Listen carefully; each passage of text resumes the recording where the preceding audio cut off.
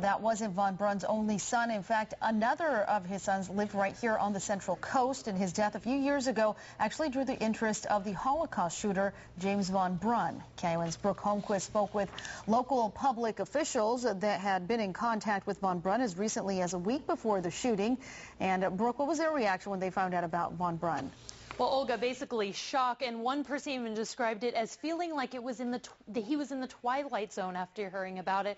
See, the Sheriff's Department, county supervisors, and Monterey Council city council members were all getting emails from Von Brunn, and some even talked on the phone with him about the death of his son a couple of years ago. They say what started off as a common request to figure out things about his son's death turned bizarre in the following months. We heard about the shooting back east, and the name seemed awful similar, so our commander in the Coroner's Division, he initially noticed it and told me, and it was a surprise. Commander Mike Richards was working in the coroner's office back in 2007 when James Von Brunn's son died in a seaside hotel. At first he said Von Brunn didn't want anything to do with the arrangements, but that all changed a few months later. Mr. Von Brunn contacted us again and was concerned about our investigation of his son's death and how we were dealing with his estate, and he wanted some of the property, and he wanted money and credit cards, driver's license, a watch, and things like that. Commander Richards said as time went on, the Sheriff's Department found Von Brunn more confrontational and agitated. Yeah, I thought he was a little off when I talked to him on the phone. But one of the more interesting things was the fact that he sent us a handwritten authorization to cremate his son, and then he contacted us and was unhappy that we did that. That's also around the time when Monterey Vice Mayor Jeff Hafferman told me by phone today he first met Von Brunn over an email. Along the lines of,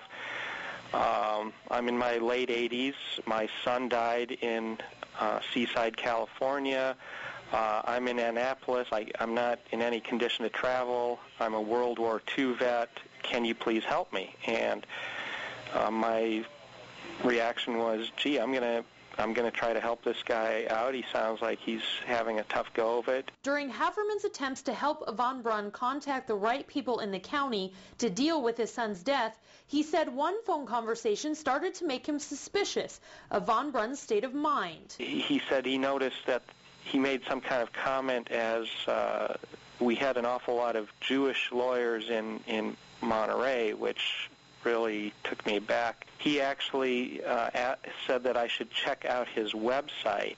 And when you went there, what did you find?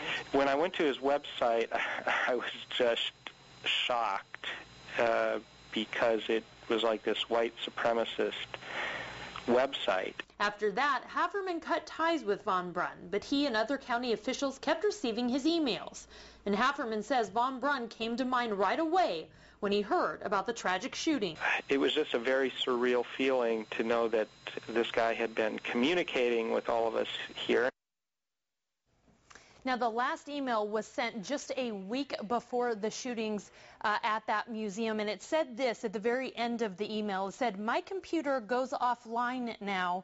I can be reached only by telephone or at my son," referring to his other son's email. So almost a foreshadowing of the fact that he was going to be putting down that white supremacy website and possibly doing something, and then the shooting happened just that next week. Olga.